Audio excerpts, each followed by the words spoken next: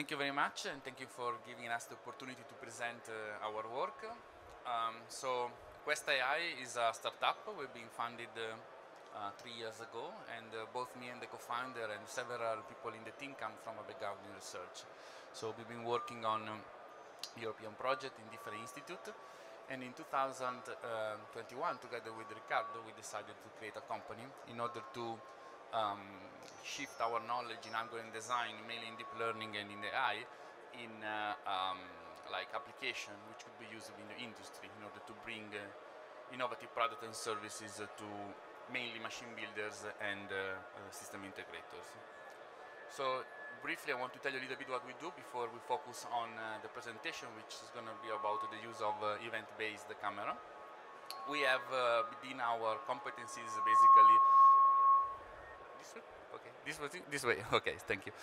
We have within our like portfolio of application, basically the main building blocks of a quality control application for computer vision, mainly based on deep learning. And so we handle tasks such as object detection, OCR, data matrix.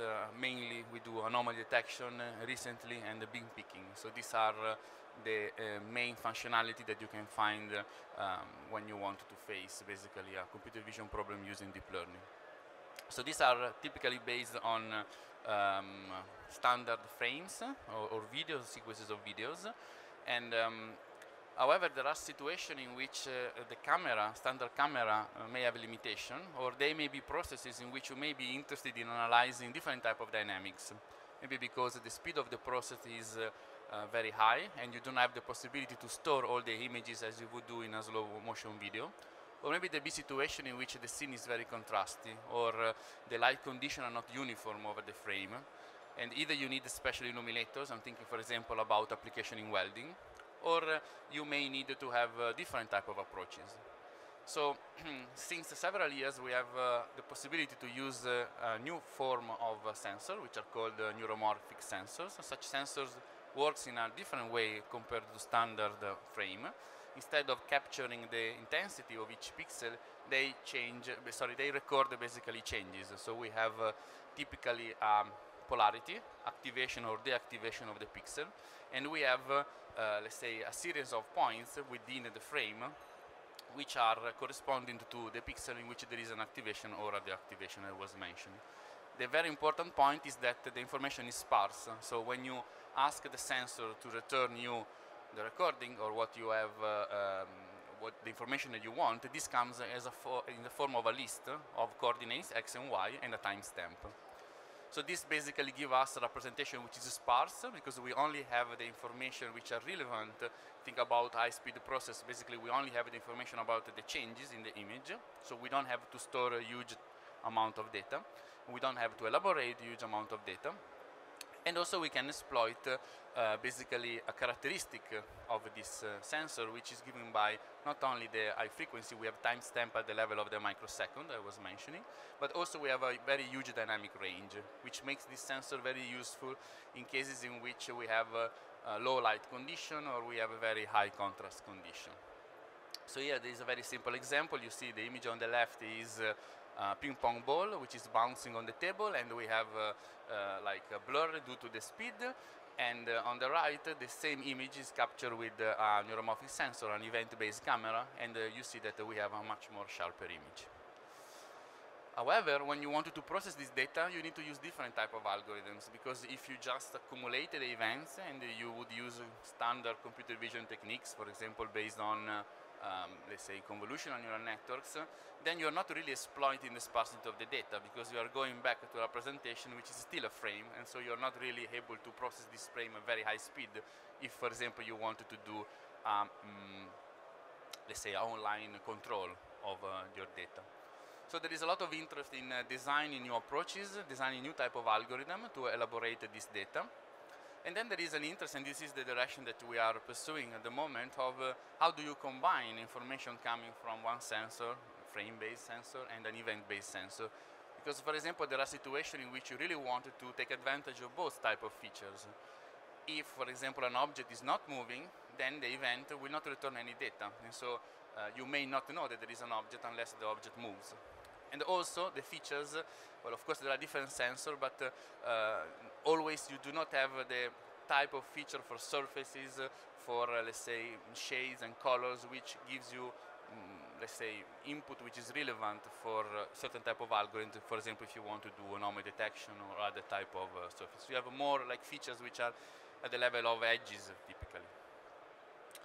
Okay, here there should be a video.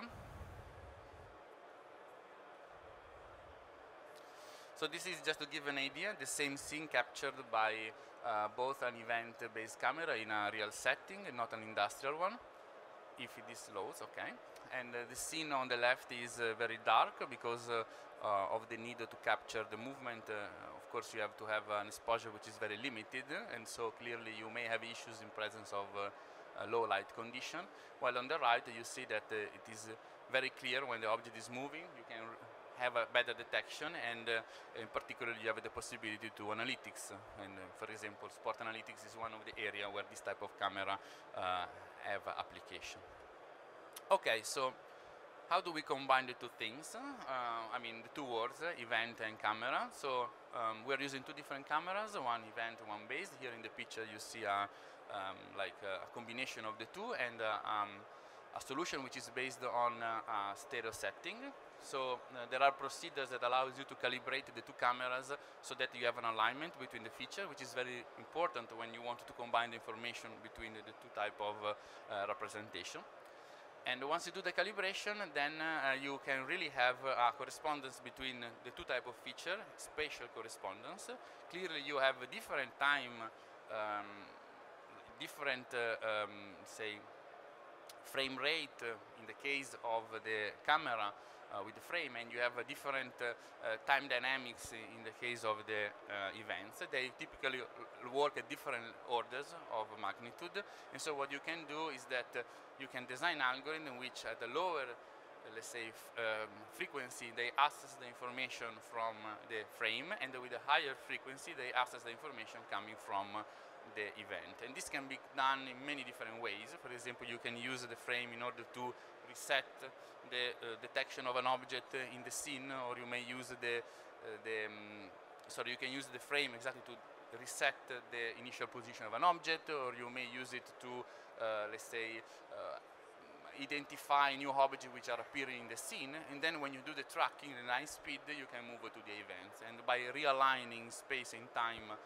by as I said, the stereo calibration, and also clearly a triggering time, you can align the two sequences and be able to extract information about the two.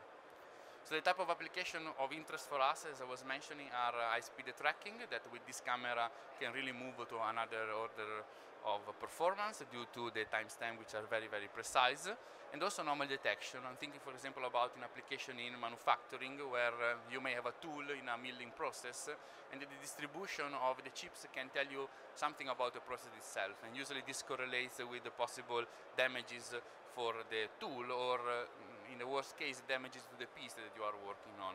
So if you have access to high-speed videos of this type of events, you will see that typically there is an anomalous behavior in the formation of the chips, which correlates with the possible failure of the process itself. So related to the stereo calibration is needed because depending on the distance, the alignment is different. So here I have some examples. So there may be settings in which the distance of the object is fixed, maybe in an industrial setting, and so once you calibrate you don't have to change anymore, and you have an alignment which is fixed. But typically what happens is that if the object moves, then we need to realign using the information of the distance of the object itself. So here on the left you see that the alignment is done in such a way that we have a correspondence of the feature of the ball with respect and the stick with respect to the frame and the events. Apologize, maybe it's not loading fully the video. Let me see. Okay.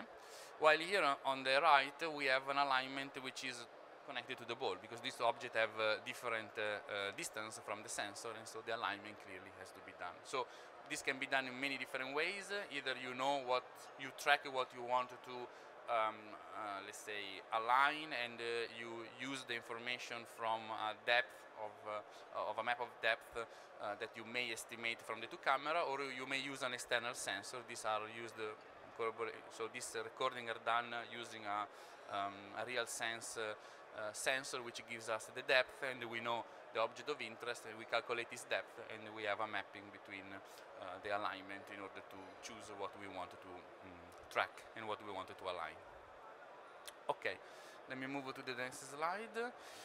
Here there is some more interesting application. So here we are tracking the bubbles of aquarium. You know, the oxygen that the bubbles are inside the aquarium. These typically are very high speed. They're very small bubbles, and at 200 frames per second, you see that between one frame and another there is a gap. Some bubbles do not move because they're attached to the wall of the aquarium, and some other moves, and these are, for example, the one that move. And we see that there is a gap here, and also some of them are not very sharp in they're not frozen completely, while the same video is being recorded with the event-based camera, and we have a smooth movement of the object, which allows us to have a precise tracking. Just to give you an idea, this is a video at 200 frames per second. Here we have a visualization period which is basically 25 times more frequent in the representation than you see. So that's why we have the nice small movement. Okay, another thing that you can do is to estimate features from the movement of the object. So in this case here we are showing exactly the video. We are identifying different objects within the scene, and we are computing distances which are very precise, instantaneous distances, instantaneous velocity of the bubbles, and here there is an histogram of such velocities, and these are computed directly from the events. So there is the possibility basically to extract certain features directly working on sparse representation, which makes this calculation much faster, and then you do not only use deep learning technique, but you also use standard computer vision techniques on sparse representation. And this is an area, is basically one of the approaches which allows to have a computation which are very fast and possibly real time. Okay, so what are we doing now? So some of the videos that I show you have been captured by simply combining two USB camera in this case. However, there is the possibility to combine all these objects in a unique object, and this is what we're doing, working in the direction of a prototype based on the fact that these sensors are available. The sensor for event-based, in particular the one that we use, which are the Prophecy one, have been integrated in MIPI boards by Framos, and so by combining this Framos with a Jetson, we have the possibility to design basically a smart camera, if you want, an edge device which has all the computational capabilities to treat at the same time the frames and the events. Clearly, it is very interesting to push as much as possible the computation closer to the sensor, and so such technologies have been also integrated with the FPGA, with the possibility to do some pre-processing of the events or some extraction of features which are then of relevance for the computation, and this allows by using FPGA to be even faster in the computation of like extraction of this feature, especially on the sparse representation. Okay, so this concludes my talk. Here I want to show one last video which we took this morning, and it is based on one of the prototypes that we have brought, so if you're interested you can come to see.